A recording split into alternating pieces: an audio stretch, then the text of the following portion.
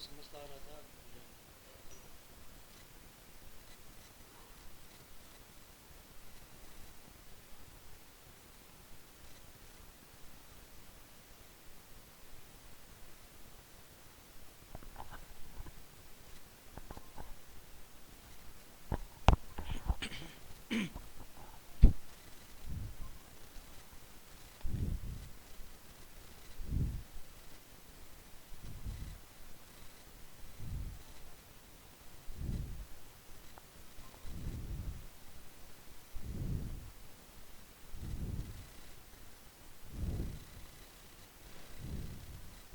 अस्सलाम वालेकुम जी। हाँ जी, आवाज़ आ रही है आपको?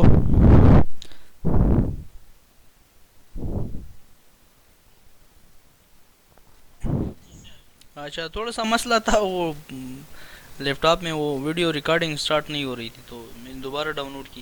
तो माजरत चाहते हैं उसके लिए।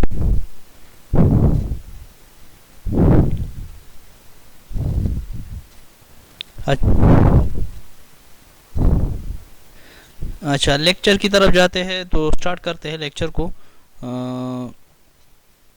ये है हमारे साथ नाइन्थ लेक्चर है, नाइन्थ नंबर वाला लेक्चर। तो आज हम डिस्कस करेंगे। अच्छा, और आपके मिड टर्म के जो एग्ज़ाम है उसका पेपर मैंने बनाया है, वो ऑलरेडी मैंने सेंड किया है यूनिवर्सिटी को। तो वो शायद 10 से स्टार्ट हो जाएंगे एग्ज़ाम आपके। तो उसके लिए भी आपने प्रिपेयर रहना है, ठीक है। जितना कोर्स हमने पढ़ा है तो वो आपने रीड करना है ए टू जेड।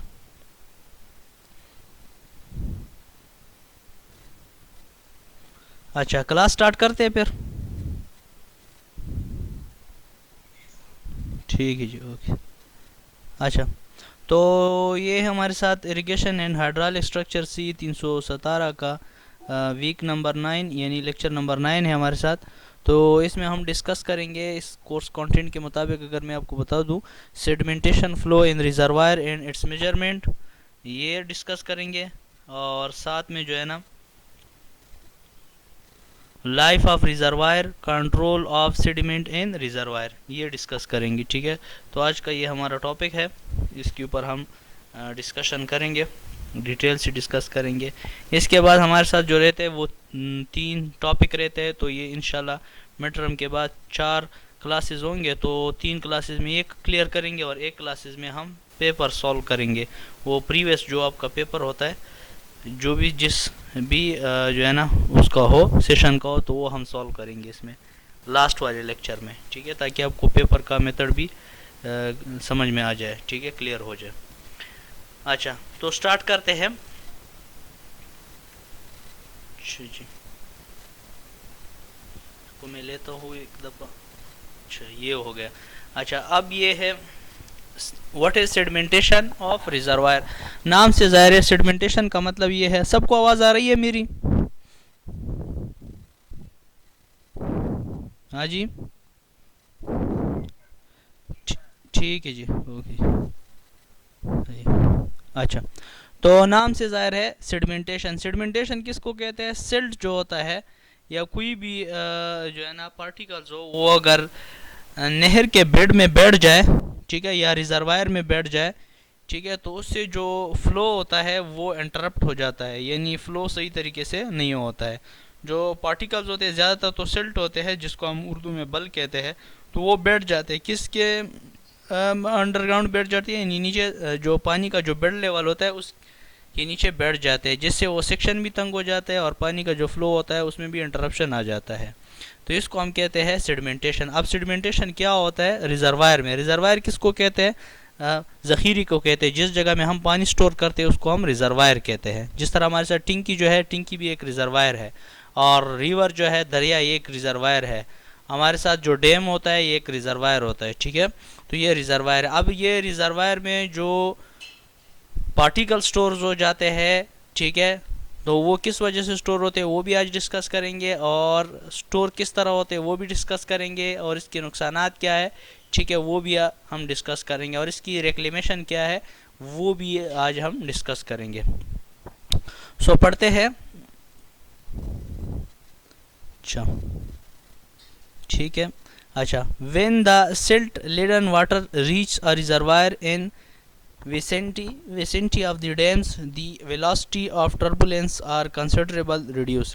अच्छा, ये कह रहा है कि जो सिल्ट होता है वो जब बैठ जाए, लेडन हो जाए, वाटर रीच, तो इसमें जो पानी होता है वो क्या हो जाता है, वेसिनिटी का मतलब है सराउंडिंग, सराउंडिंग का मतलब है इर्द गिर्द का जो इलाका होता है वो कवर हो जाता है, जिससे वो सेक्शन तंग हो जाता है, चाहे वो जिसका भी वो डैम हो, मींस डैम डैम भी एक रिजर्वायर है।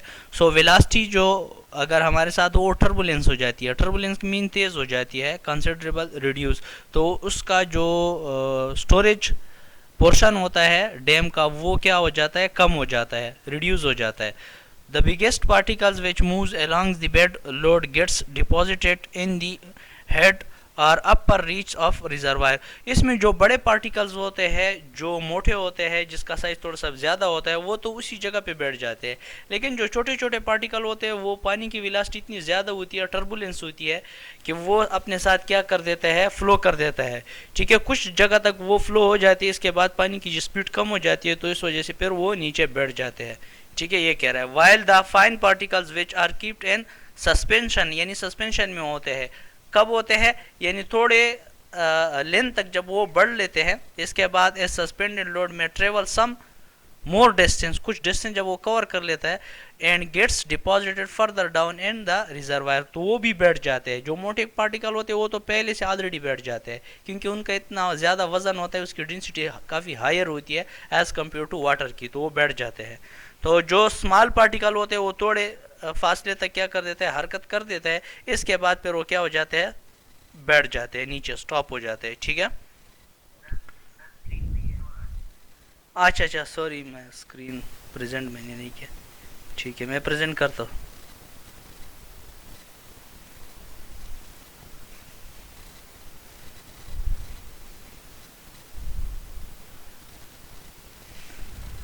अब देखो, स्क्रीन नजर आ रहा है आपको? ठीक है, तो ये हो गया आपकी, जी नजर आ रहा है सबको? ठीक है, अच्छा, तो अभी इसके बाद क्या कह रहे हैं, if this process of diffusion continues longer, a stage is likely to reach when the whole reservoir may get silted up the becomes useless. अब ये प्रोसेस अगर ये लंबे अरसे तक चले, ये यानी ये डिपोजिशन लंबे अरसे तक चले, तो उससे क्या हो जाता है, जो स्टोरेज की कैपेसिटी होती है वो क्या हो जाती है, यूजलेस हो जाती है, बेकार हो जाती है, यानी उस जगह में पानी स्टोर नहीं होता है। ठीक है, किसकी वजह से, क्योंकि इसमें इतना ज़्यादा जो है ना मवाद स्टोर हो जाता है, जिससे वो सेक्शन या जो एरिया होता है या जो कैचमेंट एरिया होता है वो काफ़ी तंग हो जाता है या कम हो जाता है या यूजलेस हो जाता है। The total volume of silt is likely to deposit during the design life period of dam is therefore estimated for approximately that such volume is left unused to allow for silting।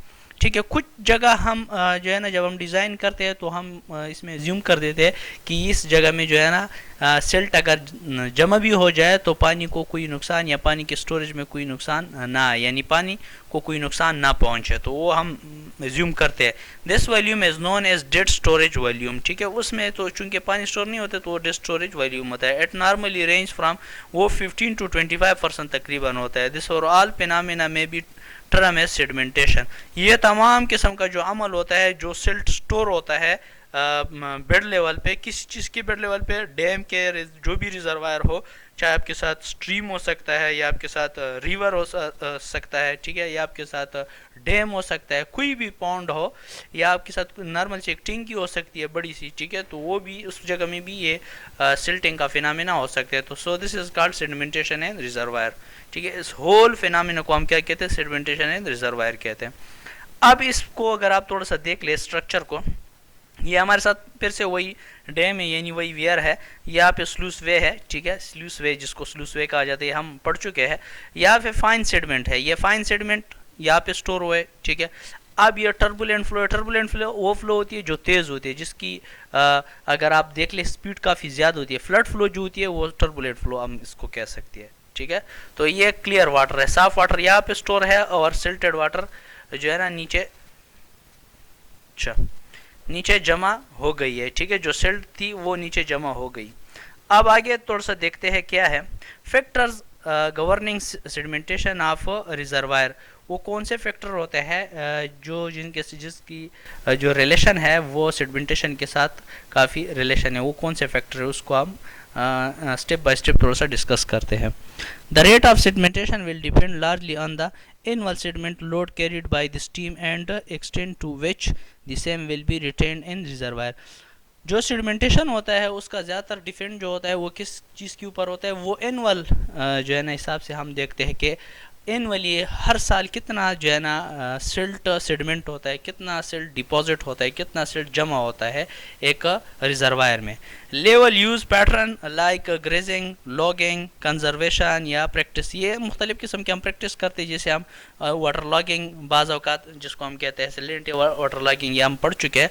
Conservation करते हैं, महफूज बनाते हैं उस structure को, ठीक है। Grazing करते हैं, वहाँ से हम उसको उठाते हैं, या आप कह दें कि ड्रिजिंग करते हैं, ग्रेजिंग करते हैं, ठीक है, या कंजर्वेशन करते हैं। तो ये मुख्तलिफ़ किस्म के प्रैक्टिस उसके ऊपर हम क्या करते हैं। Particle size distribution in the suspended sediment, particle size distribution जो होता है, जो स्मॉल पार्टिकल्स होते हैं, जिस तरह मैंने बता दिया कि वो थोड़े से बाद लॉन्ग टाइम के बाद वो क्या हो जाते हैं, सेटल हो जाते हैं। जो मोटे पार्टिकल होते हैं वो जल्दी ही बैठ जाते हैं। Location and size of sluice outlet works through the dam, location में हम अडॉप्ट करते हैं किस जगह पे हम स्लूस गेट दे दें या किस जगह पे जो है ना हम पॉकेट्स सेल्स दे दें, तो ये हम डिसाइड करते हैं। The area and nature of the catchment, catchment area कितना है। कैचमेंट एरिया वो एरिया होता है जहाँ पे जितनी इस एरिया पे पानी स्टोर हो सकता है। फॉर एग्जांपल अगर कोई कहते कि इस जगह का कितना कैचमेंट एरिया है, तो कैचमेंट एरिया का मतलब है कि वो एरिया जिस जगह पे पानी स्टोर हो, ठीक है, या पानी का वो एरिया। रेनफॉल, बारिश का पानी किस तरह आता है, स्टोरेज कैपेसिटी इसकी क्या है, सेडिमेंट किस तरह जो है ना स्टोर होता है इसमें, तो ये सब देखते हैं। चैनल हाइड्रोलिक्स भी देखते हैं, चैनल भी देखते हैं कि चैनल किस टाइप का है, तो ये सारी चीज़ें हम देखते हैं। Control measure for sedimentation in reservoir, अब इसको हम किस तरह कंट्रोल करेंगे, जिस तरह मैंने आपको बता दिया कि सेडिमेंट क्या होता है। अब सेडिमेंट किस तरह कंट्रोल करेंगे, अगर ये मुसलसल आ रहा है तो ये स्ट्रक्चर को बहुत नुकसान पहुंचा सकता है, तो इससे नुकसान से बचने के लिए हम क्या कर सकते हैं, इसको कंट्रोल करेंगे। एडिक्वेट डिज़ाइन ऑफ रिजर्वायर करेंगे। एडिक्वेट का मतलब मुनासिब डिज़ाइन हम रिजर्वायर करेंगे। जो भी डैम हम डिज़ाइन कर रहे हैं तो उसको ऐसे हम डिज़ाइन करेंगे कि इसमें ये कम से कम जो है ना ये सिल्ट का जो डिपोजिशन है, सिल्ट का जो डिपोजिशन है वो कम से कम हो जाए, तो इसको ऐसे हम डिज़ाइन करें। अब इसके लिए कौन से फैक्टर देखते हैं, the capacity of the reservoir and size of characteristic of the reservoir and drainage system और the main factors governing the annual rate of accumulation of sediment. इसमें हम एनुअल हिसाब से हम देखते हैं, जिस तरह मैंने आपको थोड़ी देर पहले भी बताया कि एनुअल हिसाब से हम देखते हैं कि एनुअल हिसाब से कितना जो है ना सिल्ट उसमें डिकम्पोजिट होता है, यानी कितना सिल्ट उसमें स्टोर होता है। The percentage of sedimentation trapped bye reservoir with given drainage area increase with capacity.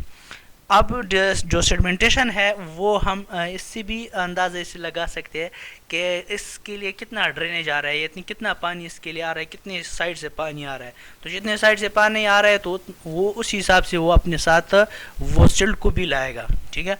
और the practice for design for reservoir includes the observed suspended sediment data from hydrological network and hydrographic survey. हम जो है ना ये जो design जब करते हैं रिजर्वायर की, तो हम ये देखते हैं सस्पेंडेड सेडिमेंट किस तरह हम फाइंड आउट करेंगे, तो इसके लिए हम हाइड्रोलॉजिकल या हाइड्रोग्राफिक सर्वे करते हैं। अब कंट्रोल ऑफ सेडिमेंट इनफ्लो, अब जितने जगहों से ये सेडिमेंट आ रहा है तो उनको हम क्या करेंगे, कंट्रोल करेंगे। इंजीनियरिंग मेजर्स इंक्लूड्स, इसमें इंजीनियरिंग की पॉइंट ऑफ व्यू से किस तरह हम इसको कंट्रोल कर सकते हैं। Use of check dams found by building small barriers और कंटूर बॉन्डिंग एंड ट्रेंचिंग और गुल्ली और प्लगिंग बैंक प्रोटेक्शंस। अब इसमें हम क्या करेंगे, इंजीनियर पॉइंट ऑफ व्यू से अगर आपने इसको कंट्रोल करना है तो आप क्या करेंगे, स्मॉल किस्म की बैरियर्स बनाएंगे। स्मॉल किस्म जिसको हम स्पर्स कहते हैं या लीव्स भी कह सकते हैं, तो वो अगर हम बनाएंगे तो इससे वो काफ़ी मिकदार में वो पानी की जो स्पीड होगी वो क्या हो जाएगी, वो कंट्रोल हो जाएगी, जिससे वो जो आपके साथ सिल्ट है डिपोजिशन है वो भी कंट्रोल हो जाएगी। बॉन्डिंग करेंगे, छोटे छोटे पीसेस में डिवाइड करेंगे पानी के एरिया को, और ट्रेंचिंग करेंगे, खुदाई करेंगे, यानी जितनी भी डिपोजिशन हुई है उसको हम क्या करेंगे, हटाएंगे, या प्लगिंग करेंगे, ठीक है। इसको स्टॉप करेंगे, बंद करेंगे, बैंक प्रोटेक्शन करेंगे, इसके लिए डाइक्स बनाएंगे, बैंक बनाएंगे, पुश्ते बनाएंगे, तो इससे भी ये कंट्रोल हो जाएगा। ठीक है। एग्रोनॉमिक मेजर्स इंक्लूड्स के कौन कौन से है? एस्टेब्लिशमेंट ऑफ वेजिटेशन स्क्रीन, बाज़ औक़ात जो है ना ये सिल्टिंग बहुत जम होती है तो उस वजह से हम वेजिटेशन भी करते हैं, प्लांटेशन कर देते हैं, दरख्त वगैरह लगा लेते हैं। कंटूर फार्मिंग कर देते हैं। कंटूर फार्मिंग का मतलब है कि दरख्त वगैरह का एक हम एक क्या कहते हैं नेटवर्क बना देते हैं। स्ट्रिप क्रॉपिंग कर देते हैं एंड क्रॉप रोटेशन कर देते हैं, मुख्तलिफ़ किस्म के फसल वहाँ पे हम लगा देते हैं, जिससे वो जो हमारे साथ जो सेडिमेंट इनफ्लो है वो क्या हो जाती है, कंट्रोल हो जाती है।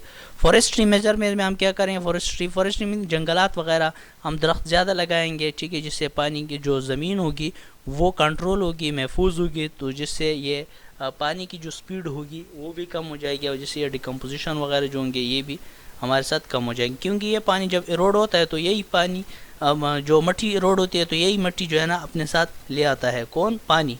तो इस वजह से ये डिकम्पोजिशन का फिनोमेना पैदा होता है। ठीक है, तो ये चीज़ें अगर हम दरख्त वगैरह लगाएंगे तो इससे क्या हो जाएगा, ये कंट्रोल हो जाएगा।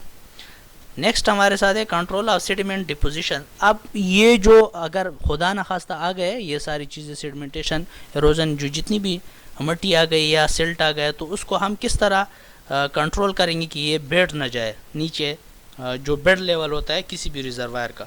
तो water at various levels contain different concentrations of suspended particle during and after flood flows.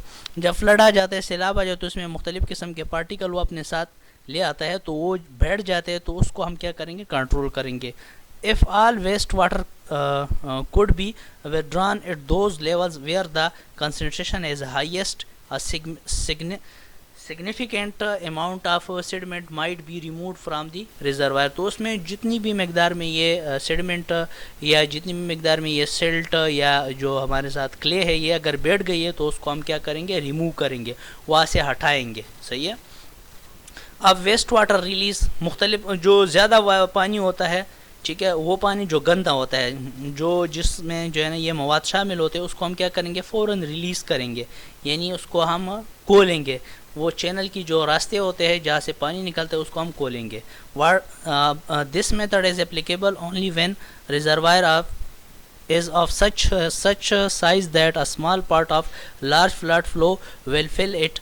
In the design of the dams, sediment may be passed through or its ineffective method of silt control by placing a series of outlet at various elevations। हम मुख्तलिफ़ किस्म के जो है ना रास्ते बनाते हैं जिससे ये सिल्ट वगैरह को हम कंट्रोल कर सकते हैं, जिस तरह हम स्लूस गेट बनाते हैं या स्पिलवे जो जिससे ओवरफ्लो होता है, पानी जो है ना क्या करता है, जो एक्स्ट्रा पानी होता है वो बाहर चैनल की तरफ आता है, तो इससे भी हम ये सेडिमेंट वगैरह को कंट्रोल कर सकते हैं। अब रिमूवल ऑफ डिपॉजिटेड सेडिमेंट, इसको हम किस तरह रिमूव करेंगे, जिस तरह मैंने बता दिया, इसको हम साइफोनिक या फ्लशिंग या ड्रैगिंग या मुख्तलिफ़ किस्म के मेकेनिज़म हम इसके ऊपर अप्लाई करेंगे। इसको हम जो है ना बाज़ औक़ात क्या करते हैं, जो क्रेन होता है, ठीक है, या जो क्रेन के जो बकेट होता है उसी के मुताबिक, उसी के हेल्प से हम उसको क्या करते हैं, उसकी खुदाई करते हैं, उसको हम क्या करते हैं, लेते हैं, या स्लूस गेट होते हैं उसको हम जब ओपन कर देते हैं तो उसमें ये चीज़ जमा हो जाते हैं, या फिर जब बाहर आ जाती है तो उसको हम क्या कर देते हैं, वो जो सेक्शन होता है वो खाली हो जाता है इस सिल्ट से, फिर ये पानी के लिए रास्ता ओपन हो जाता है, क्लियर हो जाता है। अब इसकी कंटेंट्स कौन कौन से है, ये थोड़ा सा दूसरा स्लाइड है, इससे रिलेटेड है, ये भी मैंने इसके साथ टच किया है, तो इसमें ये कंटेंट है, ये चीज़ हम डिस्कस करेंगे। अब इंट्रोडक्शन क्या है, रिजर्वायर क्या होता है। रिजर्वायर आर्टिफिशियली एक स्ट्रक्चर होता है जिसको हम बनाते हैं, जिसमें हम पानी स्टोर करते हैं, ये इसकी डिफिनीशन है। अब ये पानी क्यूबिक मीटर मुख्तलिफ़ किस्म की, यानी 1000 ऑफ मिलियन क्यूबिक मीटर पानी इसमें स्टोर हो सकते हैं, या क्यूबिक पानी इसमें स्टोर हो सकता है। और ये डिपेंड करते हैं मुख्तलिफ़ पर्पज़ के लिए बनाते हैं, जिस तरह स्टोरेज एंड कंजर्वेशन रिजर्वायर होता है। कंजर्वेशन रिजर्वायर कौन सा रिजर्वायर होता है, जिसमें हम पानी स्टोर करते हैं और फिर मुख्तलिफ़ पर्पज़ के लिए इस्तेमाल करते हैं, जैसे इरीगेशन पर्पज़ के लिए इस्तेमाल करते हैं, या मिसाल के तौर पर इससे इलेक्ट्रिसिटी बनाते हैं, या मुख्तलिफ़ किस्म के पर्पज़ के लिए हम और भी इस्तेमाल कर सकते हैं। डिस्ट्रीब्यूशन रिजर्वायर होता है, फ्लड कंट्रोल रिजर्वायर होता है, ठीक है। अब ये रिजर्वायर की पिक्चर है, आप देख सकते हैं, ठीक है। ये सेडिमेंट इन रिजर्वायर, आप ये किस तरह सेडिमेंट होता है, किस तरह इसमें जो है ना ये जमा होता है, कौन सा चीज़, ये जो सिल्ट है ये किस तरह डिकम्पोजिट हो सकता है, तो ये तो हम ऑलरेडी पढ़ चुके हैं पहले स्लाइड में, तो वही चीज़ है। अब ये देख लें, ठीक है। अब अगर आपको पिक्चर विजिबल नज़र आ रहा है तो ये वही सेडिमेंटेशन की मिसाल उसने दी है, ठीक है। अच्छा, नेक्स्ट है इंडिकेटर्स फॉर रिजर्वायर सेडिमेंट। वो कौन कौन से फैक्टर है जिसको हम क्या करेंगे, इंडिकेट करेंगे, इसकी निशानदेही करेंगे। तो main annual volume of rainfall, हम जितना भी बारिश होता है एक साल में तो वो हम काउंट करेंगे कि कितनी बारिश होती है, फिर जितनी बारिश होंगे तो उसी हिसाब से उसमें सिल्ट जमा होगा। मैक्सिमम वेट मालूम करेंगे, रिजर्वायर की डेप्थ उसकी मालूम करेंगे, और मीन एनुअल सेडिमेंट लोड मालूम करेंगे कि मीन कितना है, मीन का मतलब एवरेज कितना जो है ना सेडिमेंट इसमें सिल्ट इसमें सेडिमेंट होता है या स्टोर होता है या डिपॉजिट होता है, ठीक है। ये चीज़ें देखेंगे। अब है रिजर्वायर सेडिमेंट ट्रैप एफिशिएंसी। अब इसको किस तरह बंद कर सकते हैं। सो ये डिफिनीशन बता रहा है कि reservoir sedimentation depends upon the trap efficiency which decides the amount of sediment deposit with in the reservoir. अब रिजर्वायर सेडिमेंट ट्रैप एफिशिएंसी क्या होता है कि जितना भी जो सिल्ट है या आपके साथ क्ले है, ये कितना डिपॉजिट होता है जो डैम है या कोई भी रिजर्वायर है, कोई भी रिजर्वायर स्ट्रक्चर है, तो उसके बेड में कितना सिल्ट जमा होता है, तो उसको हम क्या कहते हैं, रिजर्वायर सेडिमेंट ट्रैप एफिशिएंसी कहते हैं। Is the ratio of sediments retains in the reservoir to the sediment inflow to the reservoir. जब रिजर्वायर में इनफ्लो आता है यानी पानी जब आता है तो उसमें लाजमी बात है उसमें सिल्ट होता है, तो यही सिल्ट फिर क्या हो जाता है, उसी रिजर्वायर के बेड में जमा हो जाता है, ठीक है। अब नेक्स्ट हमारे साथ जो है form of sediment transportation in reservoir. Bed level होता है, बेड लेवल वो लेवल होता है जो सबसे बीनीथ लेवल होता है, सबसे डाउन लेवल होता है। सस्पेंडेड लोड कौन सा लोड होता है, जो मुअल्लिक चीज़ें होता है, मुअल्लिक चीज़ का मतलब क्या है, जो तैरते हैं पानी के सरफेस के ऊपर तैरते हैं। वाश लोड, ठीक है। वाश लोड क्या होता है, fine material, this is carried by the flow in suspension but is not represented in the bed material. इसको हम बेड मटेरियल्स में रिप्रेजेंट नहीं कर सकते, लेकिन ये कैरिड आउट होता है सस्पेंशन हालात में होता है। सस्पेंशन हालत का मतलब है मौलिक हालात में होता है, ठीक है। अच्छा, ये loss of storage due to sedimentation diagram है, ये भी आप देख सकते हैं।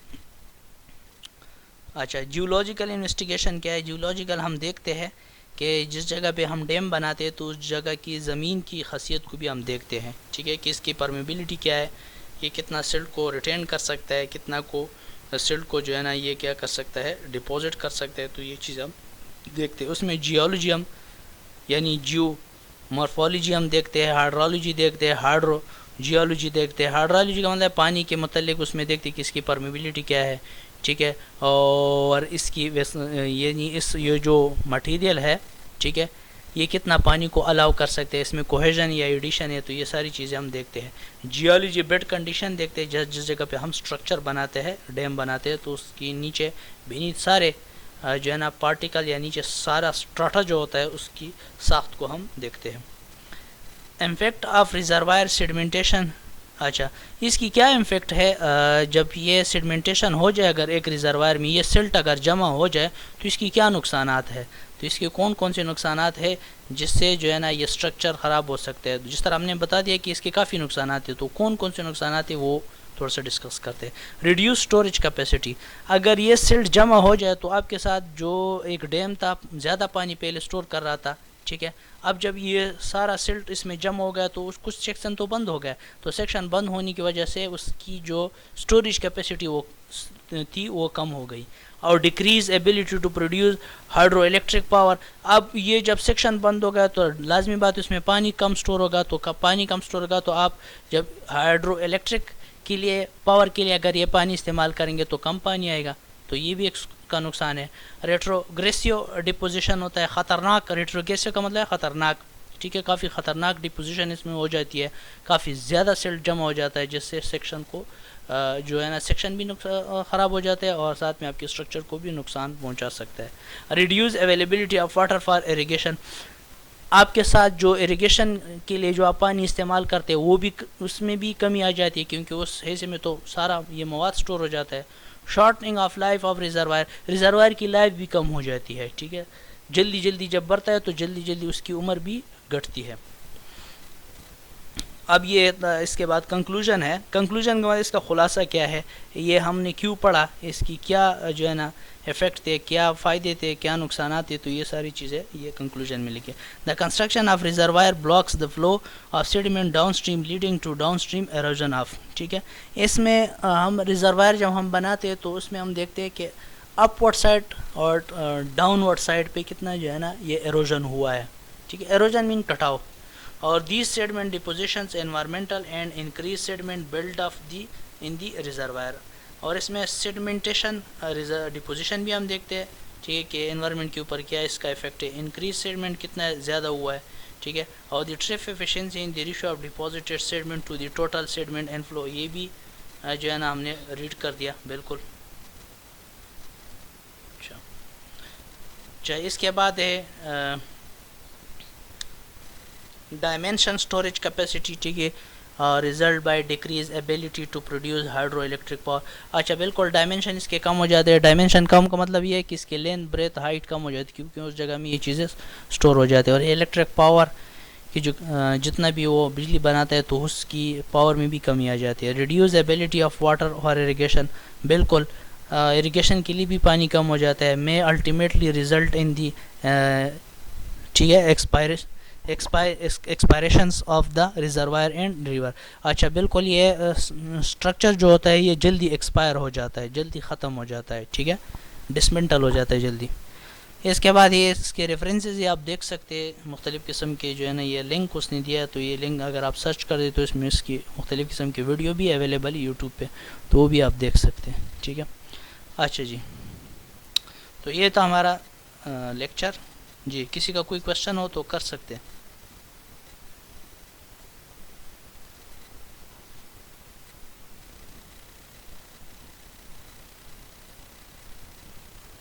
जी, किसी का कोई क्वेश्चन है?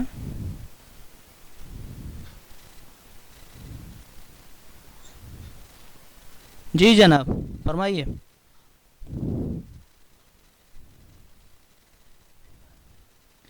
पेपर तो मैं सबमिट कर चुका हूँ।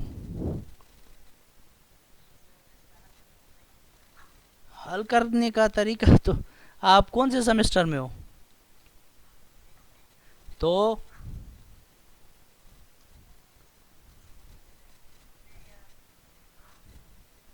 नहीं, इसमें जो है ना ये जितना भी कोर्स कंटेंट हम रीड कर चुके हैं, तकरीबन आज के लेक्चर के साथ 11 लेक्चर हम कंप्लीट कर चुके हैं। तो उसमें से मैंने लिया बहुत आसान पेपर बनाए, इजी पेपर बनाए, कोई मुश्किल नहीं है। आप अगर थोड़ा बहुत भी आपने रीड किया हो, ये स्लाइड आप देख ले तो आपको बिल्कुल आसान लगेगा। ठीक है, और दूसरी बात यह है, आप अगर क्लियर गौर से देखेंगे तो आपको क्लियर हो जाओ। दूसरी मेन बात जो है उसमें 24 आवर टाइम है। ठीक है, तो आप 24 आवर में हल कर सकते, 24 घंटे टाइम है। ठीक है, वो आपको दिया जाएगा। क्लियर, कोई मुश्किल है? पेपर का पैटर्न अटेम्प्ट 5 क्वेश्चंस, 5 क्वेश्चन होंगे और 5 के 5 आपने हल करने होंगे।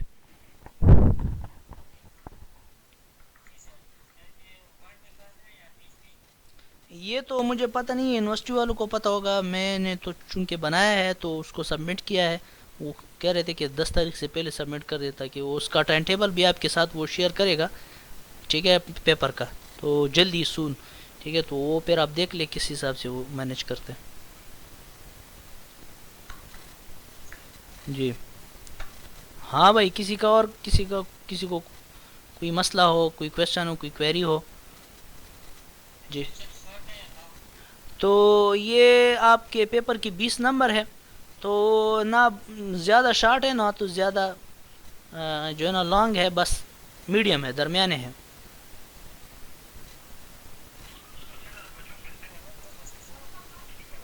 जी जी, कोई मुश्किल नहीं है जनाब। आप अगर आप देख ले तो स्लाइड ये सारी चीज़ें आपके साथ अवेलेबल है, तो देख ले, एक नज़र देख ले, कोई मुश्किल नहीं है। मैं तो कहता हूँ कि बहुत आसान है। हाँ बिल्कुल, तो मैंने तो पहले बनाया था लेकिन वो शाहीन साहब ने रिजेक्ट कर दिया। वो कह रहा है कि यह सही नहीं है, ये काफ़ी कॉम्प्लिकेटेड है, तो फिर दूसरा बनाया, दूसरा सबमिट कर दिया। तो बहरहाल देख ले, कोई मसला नहीं है। ठीक है जी, ओके जी, कोई मसला तो नहीं है, कोई क्वेश्चन तो नहीं है? ओके जी, थैंक यू, अल्लाह हाफिज़, गुड बाय।